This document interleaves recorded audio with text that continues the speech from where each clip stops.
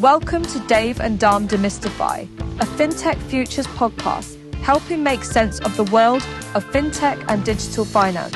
Please sit back and listen as the two Ds take a subject and discuss it to make it clearer and easier to understand. Demystify. Welcome, everybody. And today's guest isn't from a FinTech background. He's got an EdTech background, but has been doing some really interesting work on neurodiversity, and I think has been looking at some of the articles that I've been writing around neurodiversity. Welcome to the show, James Tweed from Coracle. Maybe you could give us a bit of background to yourself and Coracle and what it does. Hi, thanks very much for having me on your podcast, David and Dharm. It's really nice to meet you. Yeah, so I'm James Tweed from a company called Coracle, and we're an EdTech business. We're a little bit unusual for an EdTech business because we really love delivering digital education to people who are offline. So that started from a heritage point of delivering to the shipping industry, which is my original background. So lots of digital training to people on board ships. And more recently, the thing we've become sort of most known for, if anything, is putting secure laptops in prisons across the UK. So we're in virtually every prison in England and Wales with secure laptops that operate offline for prisoners to use from their cell or from workshops. And that allows them to access education in its broadest sense. And so we can talk a bit about the types of people that we find in prison and why neurodiversity is so important. But it's been an interesting ride as a company. We got a King's Award for Enterprise a couple of years ago for promoting opportunity. We're a B Corp. We've got a Google Social Enterprise Award. So, we're very much that type of company that believes strongly in a double bottom line. We have a social value, but we are very definitely a company for profit and trying to reach as many people as possible, because fundamentally, I think that as the world is just so digital these days, isn't it? Everything is digital, and we assume that everyone has access. And the reality is there are pockets of people around society who don't have access to the internet and are increasingly excluded from some of the services. And this all starts from an education point of view. So that's what we do at Coracle. Fantastic. Can you just go into a bit of detail about what the platform is that you provide and how it works? Yeah, absolutely. So, we've built our own VLE. So it's a platform that we have been working on for a long time, many years now. We're not a college. We're not a bunch of teachers here. We have some teachers who help us, but we are not teachers. So we partner with content providers, ranging from people like the Open University all the way down the sort of educational spectrum to people with looking at adult literacy and lots of vocational training in between. So anybody who's got digital content or content that they want to deliver in a digital way to these sort of marginalized communities, we're uploading that content to our platform and with that sort of route to market. I think the challenges that we get most excited about are working with content partners who have a really strong desire to deliver and work with people who want their materials, not just GCSE or A level, but it could be anything. We find, for example, one of the best ways to engage with people in prisons who have often been excluded from school, have ended up in prison because of just numerous life events. And for them, if I hear one more prisoner say to me, I've got ADHD, I was kicked out of school, education's not for me, that's such a familiar story. And in my way of thinking, it's how do we change that person's mindset into saying that education isn't just about a qualification, but it's about expanding what you know. And actually, we find things like the chess simulator on our computers to be one of the most powerful ways to start a conversation around other bits of education. So as a platform, it's full of rich content that is not necessarily education in the traditional sense, but it's all trying to shift people's perception of why they might learn something. So are you curating the content for particular audiences, or do you just sort of provide a smorgasbord of things and they're able to kind of get into that content? I'm just kind of keen from a user point of view, like I'm sat in a prison, I'm using your platform. Is it targeted at me personally in terms of what I need, or do I have to kind of go through a process to get the content that I want? Yeah, it's a good question. So there are a number of ways into the content, if you like. There is a smorgasbord of content available if you just want to go and scratch around and see what you can find. But actually, it tends to be much more directed by people. We're doing assessments with people to try and gauge where things are interesting to them and then recommending bits of content. And all the content within a prison context has to be approved. There are certain things we're just not allowed to, or it wouldn't be sensible to put in front of people in that environment. So there is some curation that has happened, absolutely. But beyond that, we're trying to guide people towards the right types of content. So I think one of the things that's really exciting for me at the moment is the way we're using AI to help us with this in the background.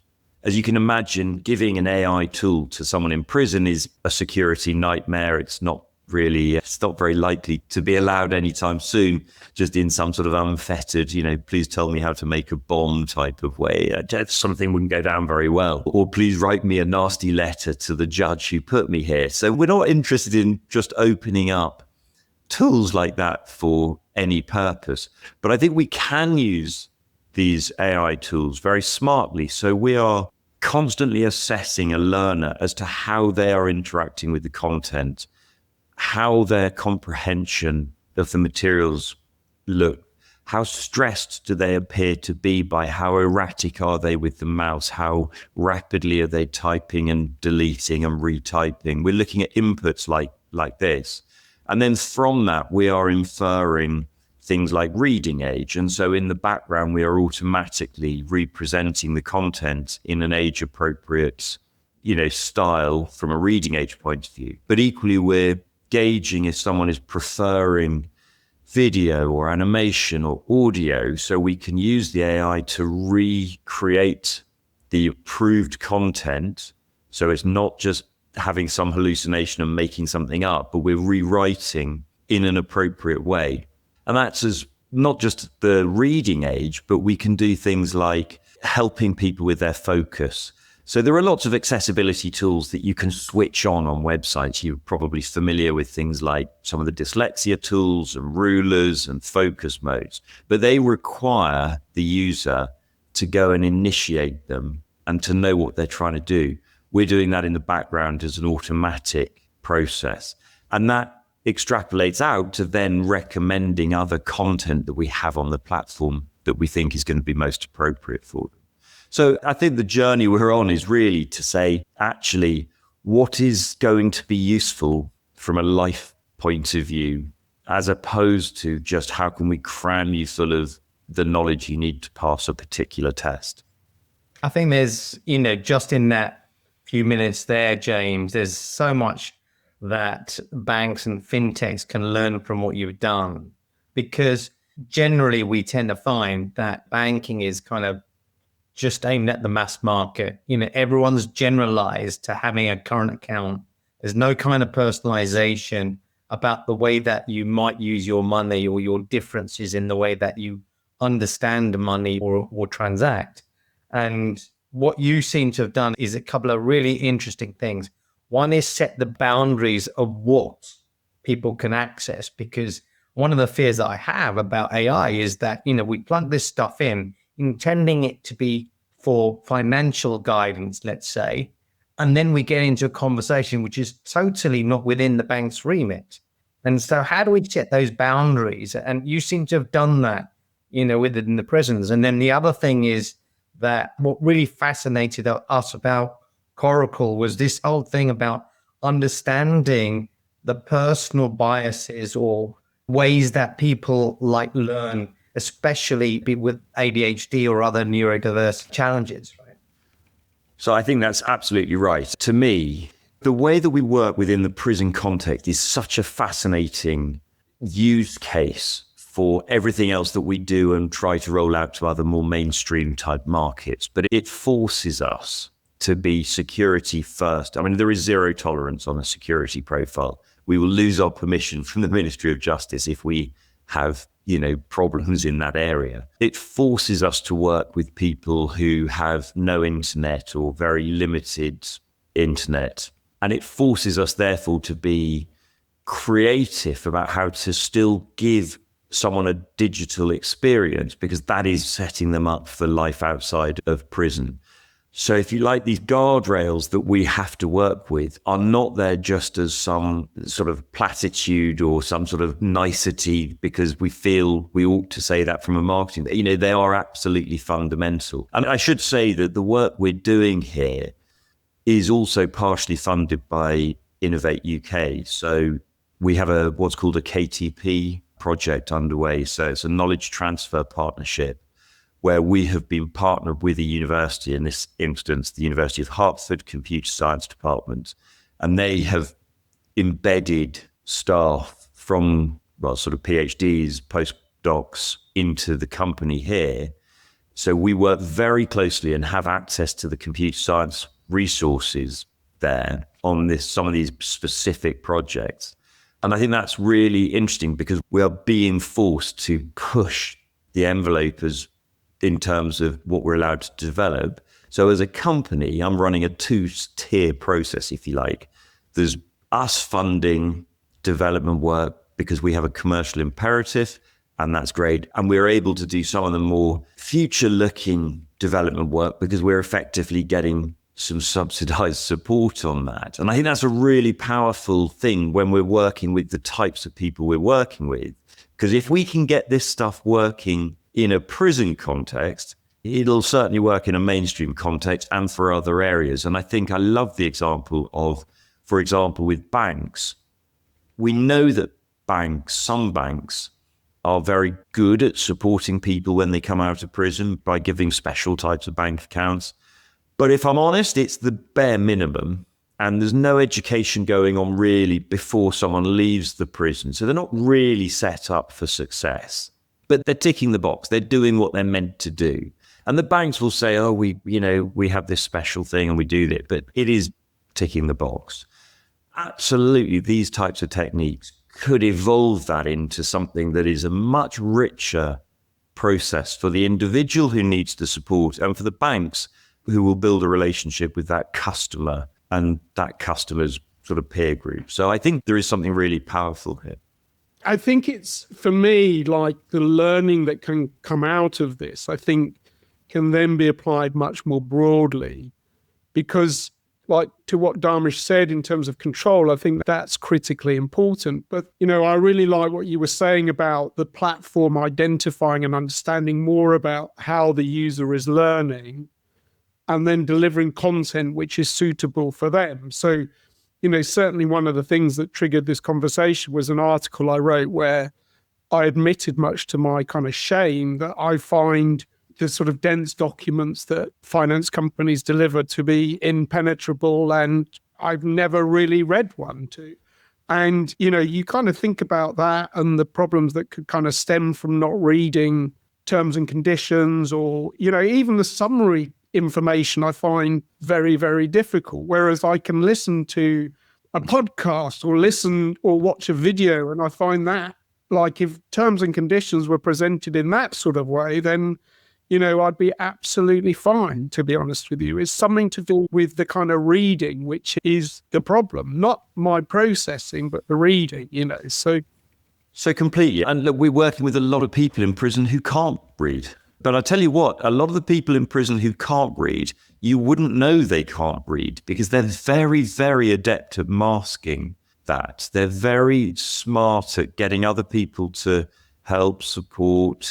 They've worked out on the menu card, that 3 down is the burger and they can tick that and know what they're going to get to eat. People adapt, don't they? But everybody adapts to the situation they find themselves in. And why is it that some people who have not had the opportunity often to learn to read, It's certainly not because they're not lacking the interest, the ability. It's all about opportunity.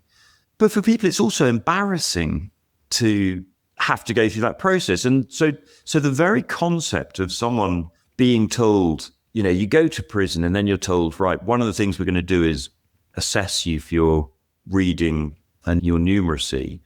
And then you're encouraged into education that you most likely, left education. I mean, only 0.1% of children in the country get excluded permanently from school.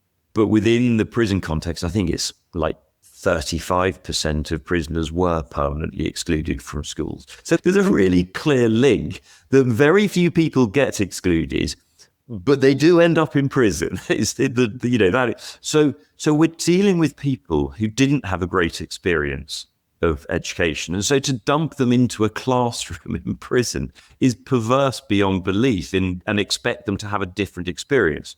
So we need to give them access to the education, but we need to do that in a way that supports them to be able to make mistakes without risking the sort of embarrassment of their peers seeing that they're struggling with stuff. And this is where digital becomes so powerful, and it's where AI-enabled stuff becomes really powerful, because we can let them make the mistake in the privacy of their own cell, with their headphones on, and they can try again if they want, and no one knows, but the computer will make it keep adjusting the content until they succeed. And then we can use all of those great techniques around gamification and stuff to say, you've now won hundreds of stars or badges or whatever it is that gets them excited. But the point is that we're driving them towards a success state, as opposed to saying, well, that didn't go so well, let's try again next week. And I think this is so true when it comes to something like reading terms and conditions from a bank. Absolutely. We've got to have different ways of presenting this content and not judging people on their ability to understand maybe also quite legal type content, which we all struggle with, don't we?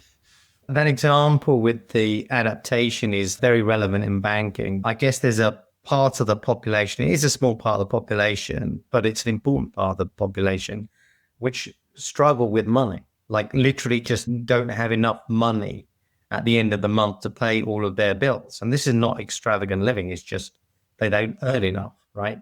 And there's a perception almost that they're just very bad with money. That's not the case. In fact, it's almost the opposite. They're so astute that they know the difference between putting the heating on for an extra hour or running the washing machine, because they know which one's going to cost more, right? And they can make some other judgments. So it's not that they, aren't financially literate. It's just that they don't have enough money. And going back to your example about the gamification, what they need is more incentive from the bank to help them get out of this stuff, right? And so, if banks kind of offered a savings account which paid, let's say, 20% interest on your up to £500 worth of savings or up to £1,000 worth of savings, it's not going to cost the bank a lot. It's going to make the bank look fantastic for supporting people. It's actually going to materially improve those people's finances and get them into good savings habits, etc. Right? So I think, it's totally applicable. So I love that idea. And I think that there is so much. That's a really powerful thing. But I'd actually go further if I was a bank, and I would be looking to link that to other outcomes as well and say, look, you can tier up your interest rate by accessing other things that we're going to make accessible to you. So learn not just about budgeting, but learn about, maybe it could be about food standards, learn about sleep hygiene, learn about other bits that just make for a healthier, happier life without being sort of all middle class and woke about it, but just saying, look, actually, if you do these other bits, we'll keep increasing the tier of interest we pay you. That becomes a really powerful tool for change for people without saying, you need to be able to find a way to fund this. I think the point about not having enough money, though, is also really interesting from a digital literacy point of view, because we know that there is work going on at the moment to identify how many people are in digital poverty, not just by not having a device or having access to the internet, but where, for example, paying for internet access would push them into actual poverty. And this is a very fine line, because if you're right on the edge financially already, and we're making life more digital, and therefore we're requiring you to have an internet connection, and that might be the tipping point. This is also something that the banks could be working to assist with, I think. We've got lots of the banks to do, haven't we? Well, no, I think this is why this is such a good conversation. And I think as we're talking, I mean, I guess what you're doing is you're solving problems for people in particular circumstances. So, I think this whole thing around sort of prison populations, and it's interesting what you say in terms of if I hear another person describe the fact that I've got ADHD, but the simple fact is prison population, lots of prisoners do have ADHD. And if we can solve problems for them, then you can kind of almost extrapolate that out to the broader population and say, well, look, here's how to kind of solve some of the problems which are impacting society just generally. Like, you look at kind of education at this moment in time in this AI age, and I know it's sort of like a movable feast, but is the way we're teaching children and young adults appropriate in an AI age? And I would say probably not, because we have the capability to personalize down, this whole thing around kind of humiliation. I mean, humiliation in classrooms starts very young, if someone can't read, like in our day, they were the thick kids or whatever we used to say. And, it must have been tremendously humiliating for them. So as well as not just being able to do this stuff, they then had to deal with that. And now the way you're describing things, there's a lot more around kind of self-learning and doing things in interesting ways, which I think, could just go out into everybody. Okay, there's a lot to unpack there, because I have a huge sympathy for teachers to try and adapt to the way technology is changing education at the moment. The way I look at it is there's a couple of things that can happen and a big thing that should happen. The big thing that should happen is we should really be re-looking at how we do assessment in the round.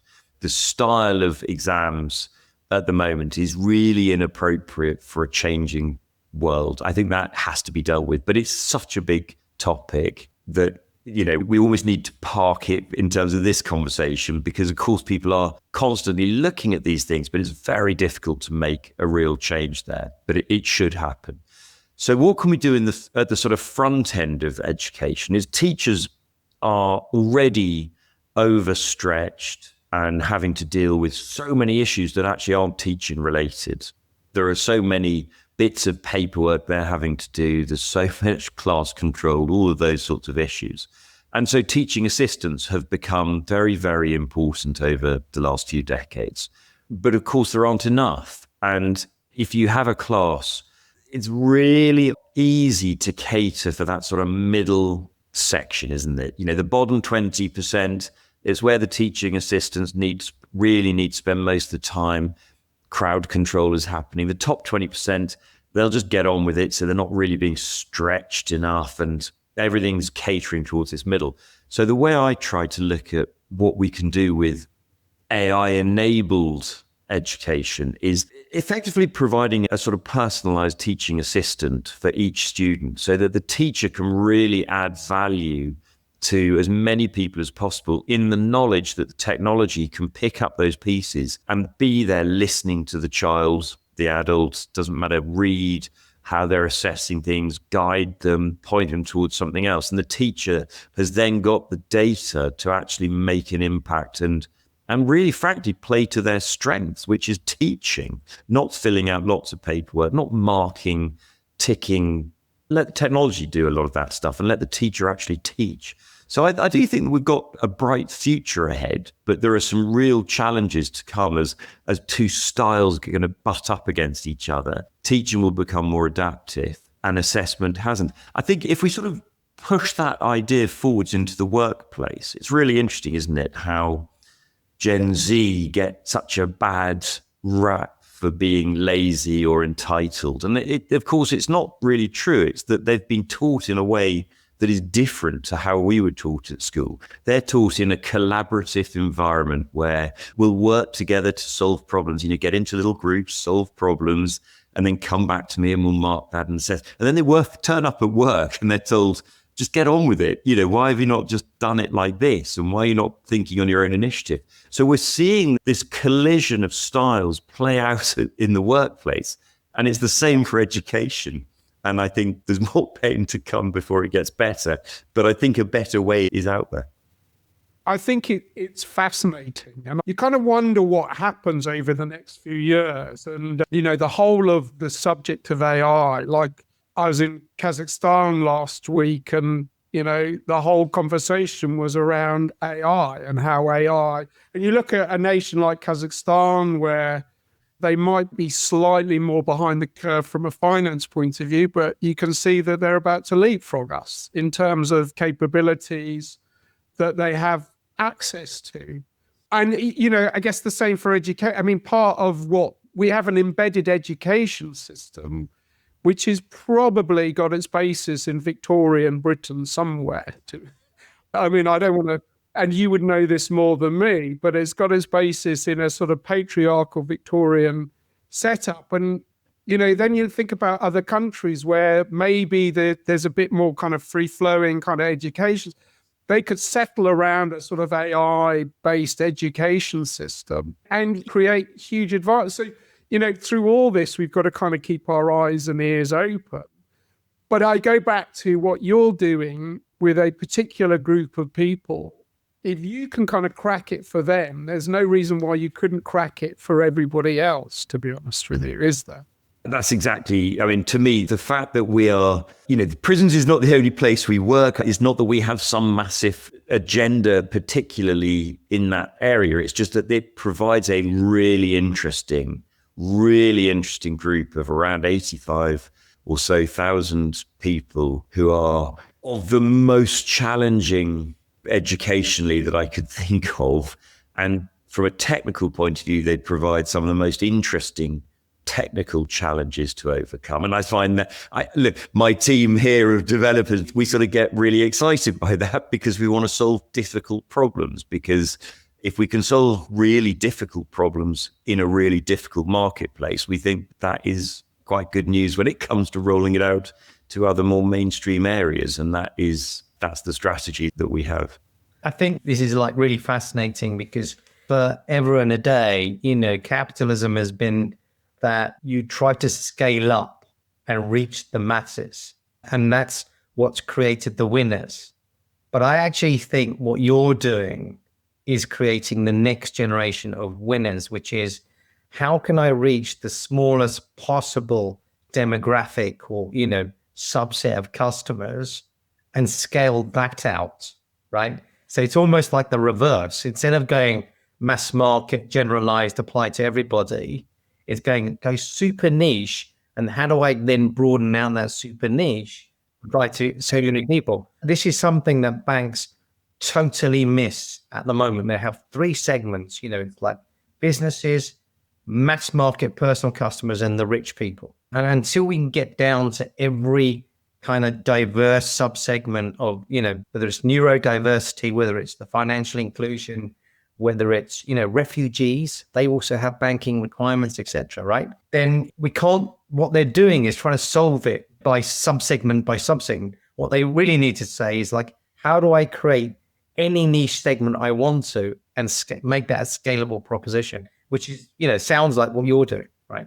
Absolutely. It is. Yes, exactly. And many people have thought I'm completely bonkers for going at it like this way. But actually, I genuinely think it's a good alternative strategy. And it's a differentiator for us because we're not having to compete we don't have to compete in the way that traditional business is trying to compete. It's not, marketing spend won't win us anything. We have to actually solve some problems and then go from there. And I find that far more exciting.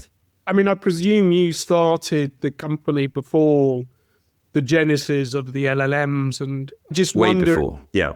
Yeah. So you kind of, it sounds like you solved the problem from a sort of hardware, software platform point of view. But I'm presuming that the LLMs have come along and, they're a massive boon for you. LLMs have caused a lot of problems from an educational point of view, because why would your content be valuable if you can just go to a GPT and ask a question and get an answer? And so this comes back to guardrails and the sort of markets that we're working in, and how do you actually curate believable, credible content? And so actually, I think for us, they have been super helpful, actually, because it just rubber stamps the authority that we're able to work with, because we're able to put that sort of stamp of it's okay content rather than it's just been dreamt up content. So I'm not sure how else to answer that, really. No. That's cool. That's cool.